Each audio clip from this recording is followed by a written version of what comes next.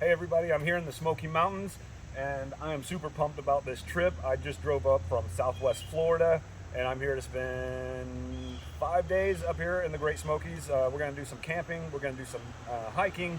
I've never made YouTube videos, but if you see this, then obviously I figured out the editing and I got it made. If you don't, then you'll never know. But I'm super pumped. Let's go check it out. All right, let's see if we can get some of this drive in. I just entered the park. I stopped at the visitor center. I'll try and get some pictures of it later. I didn't take any video there.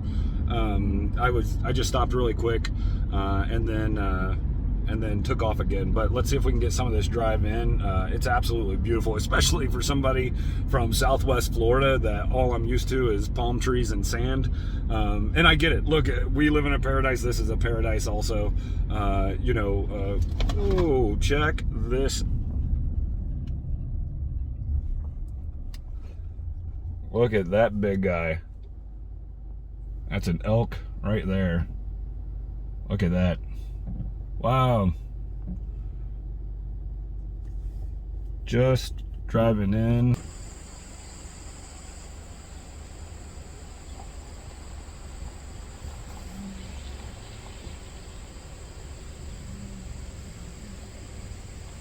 Just moving right along.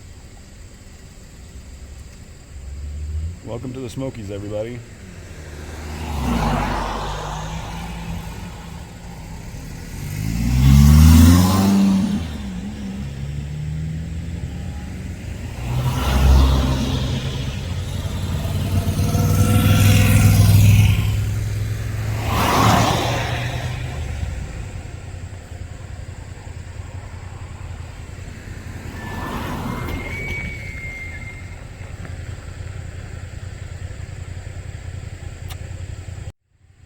Very cool. All right. That's a great way to start the trip. Let's go.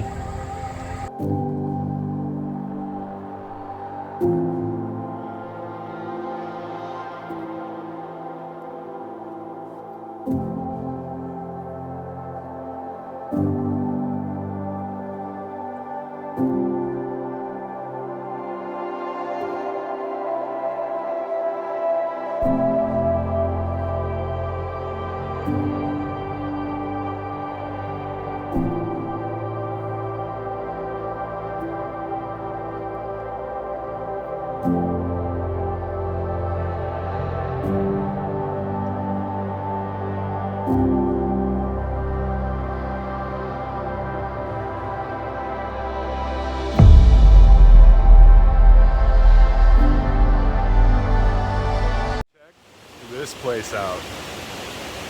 This is awesome. And this is just kind of my start and my drive in.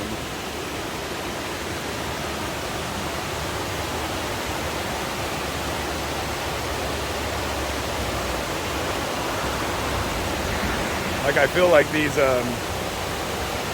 videos aren't going to do this justice.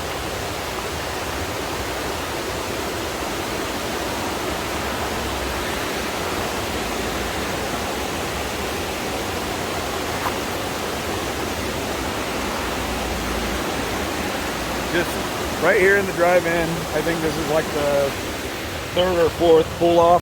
So I've got to show you this. 64 degrees. Southwest Florida, we don't see 64 degrees except like in the dead of winter. All right, guys, check this out.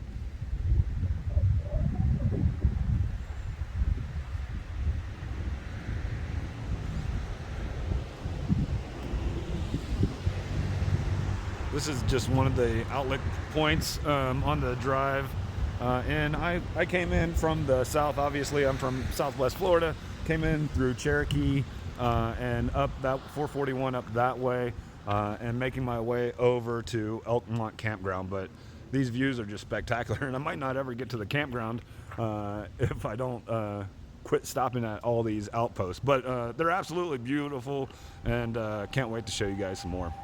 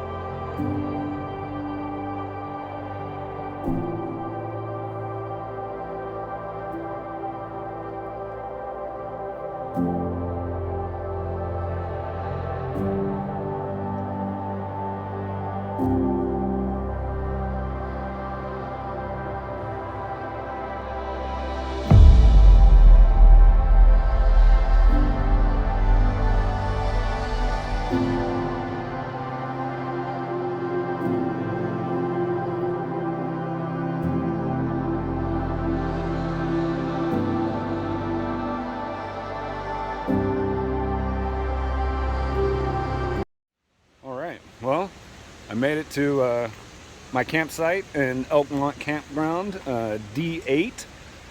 So now it's got all my stuff. Little pad there. A little fire ring, a little picnic table. When I booked, I couldn't get right on the river. That would have been nice. But I'm really close. Obviously, you can hear it. So let's get unpacked.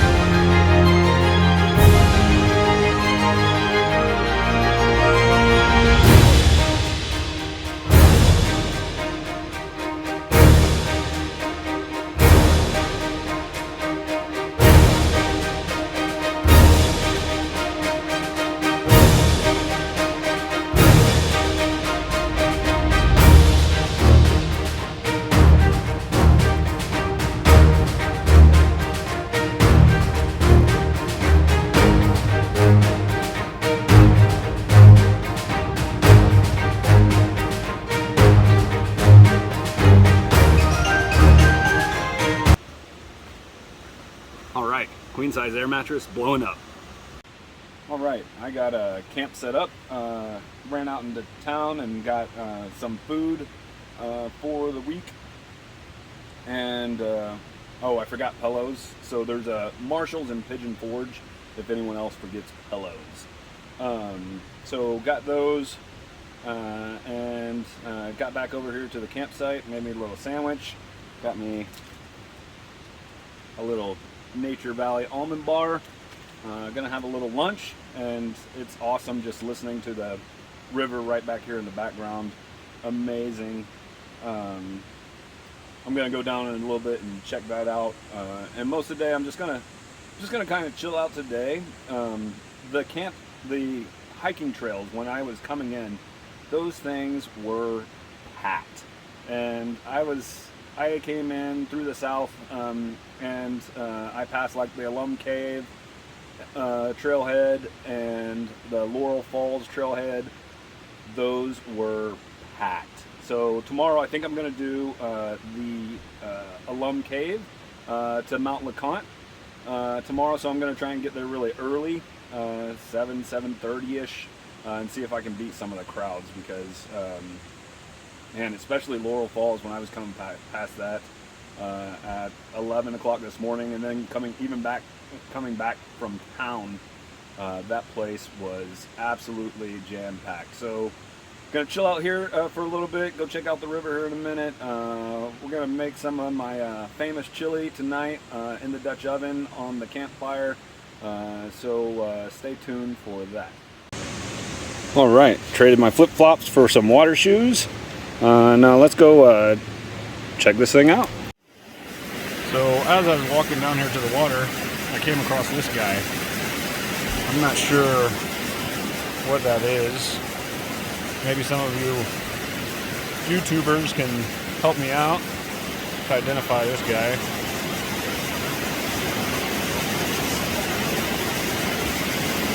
Got to be careful where you're, got to look where you're walking, that's for sure. Because that's just right here. And this is kind of the way down. Right here to this beautiful, absolutely beautiful river just off of the campsite. Find a little shallow spot to get in so I can just test it out.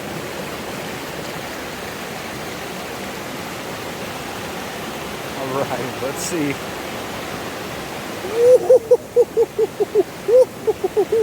Oh, that is like ice water.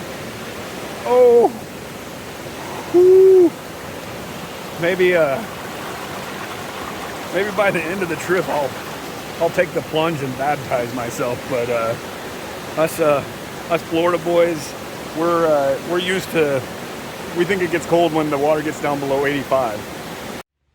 All right, I just remembered a quick little video, or a video that I saw the other day about a trail right here, and I got my handy dandy map and scoped it out, and it's only like 5.6 miles, so I figured I'll go ahead and do that loop. I think I can get it done in about 2 hours or so. So I'm just gonna fill up and get out on the trail. Put a little fire starter in there. It's a trail that tons of people hike. First aid kit. We'll put the headlamp in the top just in case you get a little lost or it starts to get dark quicker than I anticipate. And we'll put some of that in there and the map. Super easy, not bringing any rain gear. I mean, it's right here in the campsite, so I'm not super worried about, you know, getting drenched or whatever. I'll just walk up my ass back. All right, so let me put some shoes on. We'll go hike a trail real quick. All right, so we're off and running. First hike of the trip. Should be a really good hike. And it gets my hiking leg started, you know, where tomorrow I'm going to try and go out, and I thought I could just sit at camp the entire day today and just kind of hang out and relax by the stream, but I couldn't do it. So here we go. We're on trail hiking. All right, so just started the hike, and this is that place where you can tell there used to be a bunch of old houses and stuff. And you know, back in the day, the most important thing obviously was keeping the house warm and keeping warm during the winter, and the fireplace was the most important part, and that was the only part that was built out of stone. And that's why that's the only thing left.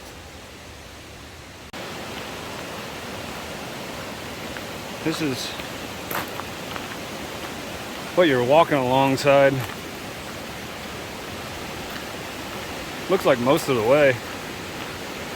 Pretty awesome. You can even kind of feel some cold breezes, cold bursts of air kind of come up from the water as you're walking. Kind of like nature's air conditioning. But it is, you know, especially me living down in Florida, it's, you know, we don't get to feel a lot of cold air unless you walk inside a building. So, pretty neat, pretty cool experience, and I'm sure the camera is not doing any of this justice. It's just spectacular and absolutely beautiful. A little butterfly I found on the path.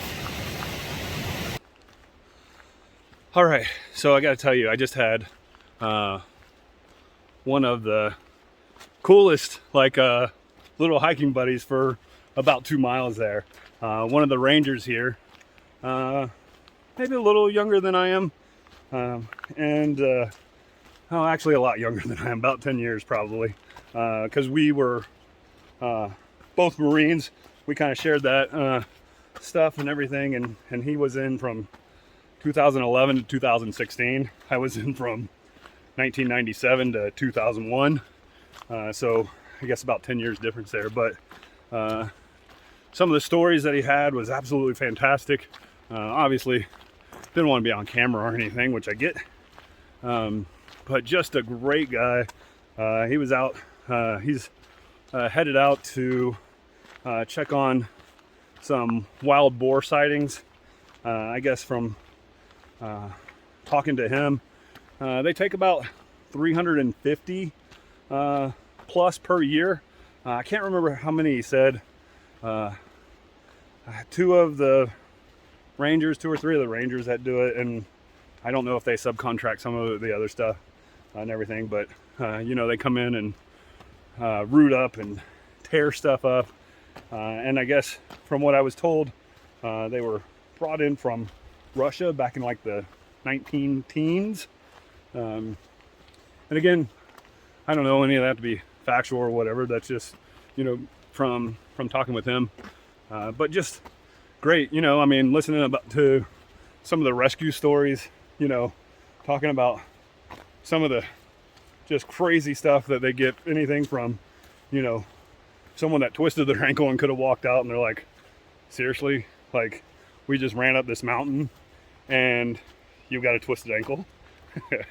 To, you know, broken legs and having to be medevaced out by helicopter, that kind of stuff. So just super fascinating, and just a great walk and great talk. What a great first day in the Smokies, right? So anyways, I went down, what is that? River, I'll put something in the video to it. And now I'm going back up Cumberland Gap. All right. Also, the ranger was saying that they've had a really active bear season this year, right? And so there's been a lot of campsites in the backcountry that they have to shut down.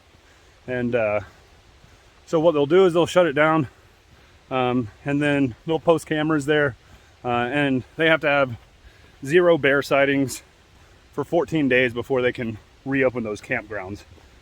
So they said they'll set up a dummy tent, you know, and if they see a bear and it just walks on by, no big deal, you know, kind of thing. But if it starts to investigate that tent, then the 14 days starts over from there, right? Kind of thing. So they're trying to keep everybody safe, and you know, bears come in, they start finding food or a campsite where they can get something, they'll continue to come back to that site until there's nothing there for them, is basically what he was saying. So you know, once they kind of hopefully forget that site, they can start opening it back up, and hopefully no more bear sightings at that campsite.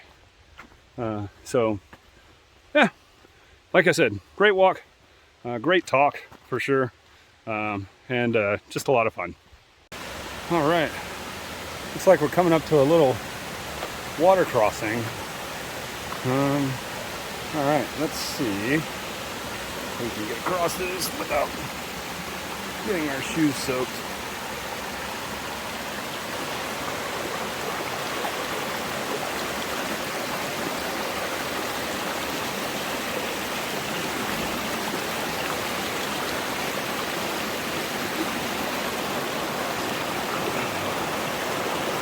That's pretty cool.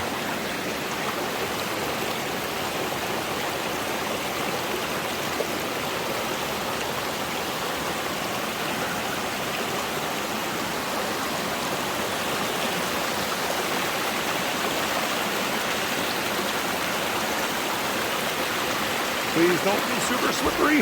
All right.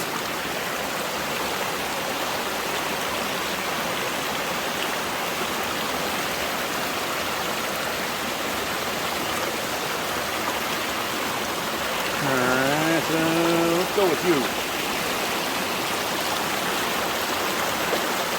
And you. Whew. All right. Made it across. Feet are still dry.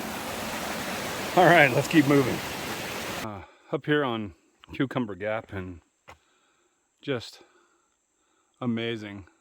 Made the trek up the hill, and now it looks like I'm about to start traversing back down, but the views up here that, you know, looking down 200-300 feet, maybe I'm over exaggerating, but you know, the trees that start way down there, and you're up in the treetops with some of them up here. Just absolutely stunning. On that little guy on the trail here on Cumberland Gap. Oh, it looks like there's two of them. I guess maybe they're mating. Our pans come up to temp, so what I'm going to do is I'm going to put in 5 strips of chopped bacon. Woo. Smoky, smoky.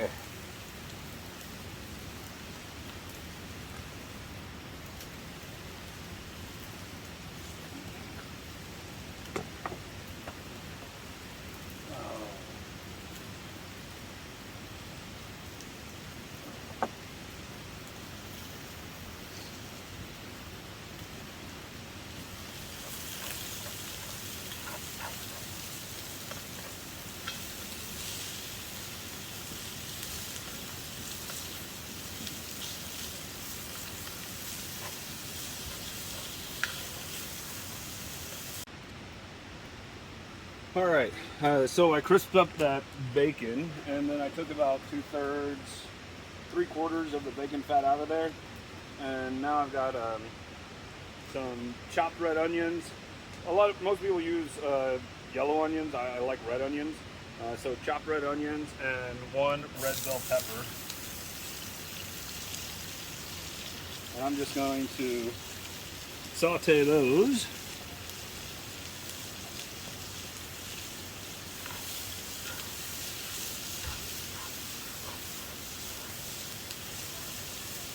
Add like 3 cloves of garlic,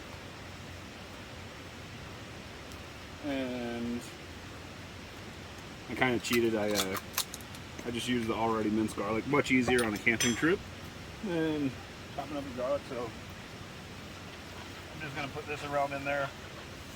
I don't know, 30-40 seconds or so. That's probably good. And then time to add 1 pound of hamburger meat.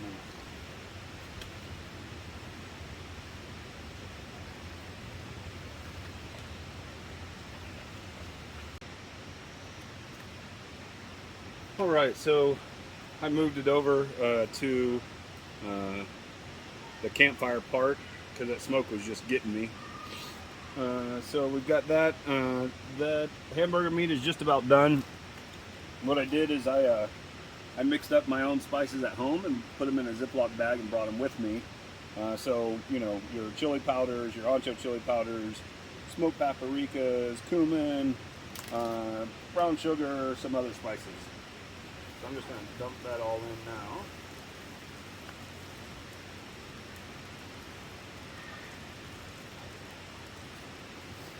Stir that in.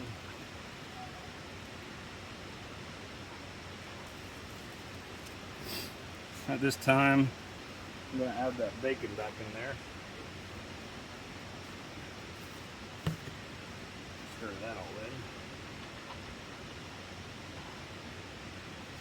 Some people are saying bacon and chili. If you haven't learned in life by now that bacon makes everything better, something's wrong with you. All right, so that's been going about 4 or 5 minutes. That looks pretty good. The beef is cooked all the way through. Those spices worked in there. Ooh, I can smell them. Nice. All right, now we're going to add the rest of the ingredients. I put one can of pinto beans, and then I put 1 can of dark red kidney beans.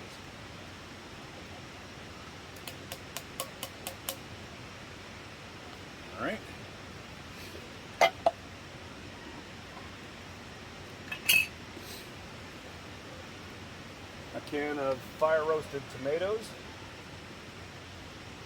1 can of tomato sauce,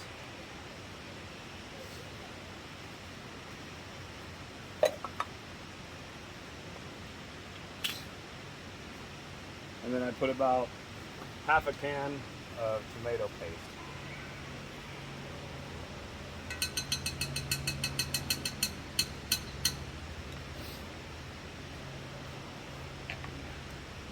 And then to finish it off, I put about a cup of beef stock.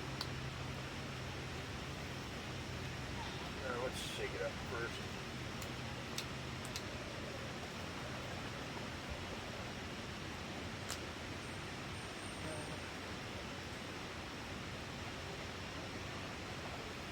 Put about a cup of that in there. Give it all a good stir.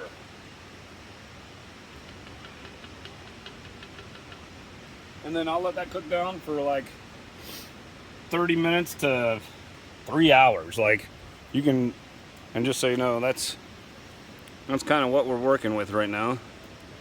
Got that good chili going. All right, so we'll put a lid on that. We'll see you in like an hour. All right, as you can see, it's gotten dark, and it's been going for, I don't know, about 45 minutes or so. So let's check and see how it's going. Oh yeah, look at that goodness. Oh, that's perfect. All right, got it off the fire. I'm just gonna let it sit there and rest for, I don't know, 10 or 15 minutes. Let it kind of start to cool down a little bit, and plus it just gives those spices and everything just a little bit more time to just come together. So see you in 15. All right, so we got some of the chili there.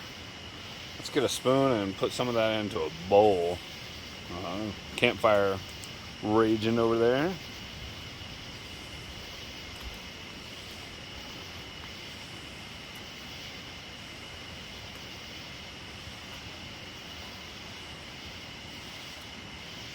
Oh yeah.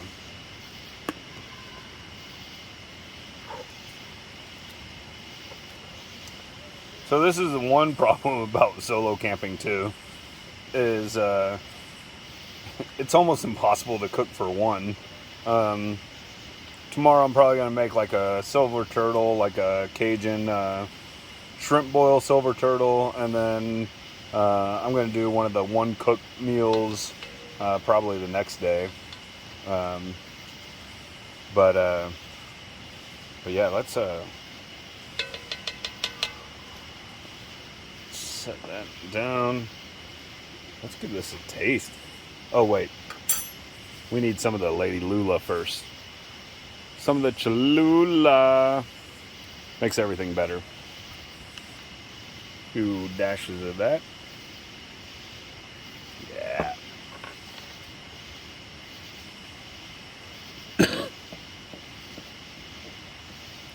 And then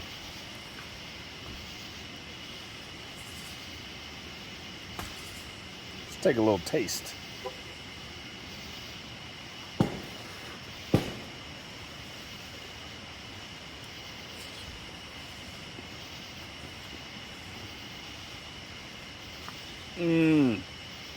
Oh my goodness. Fantastic. Whew. Nice little kick. Just fantastic. If you guys are out on a camping trip and want to make something nice and hearty and just a great chili, this is the one to make.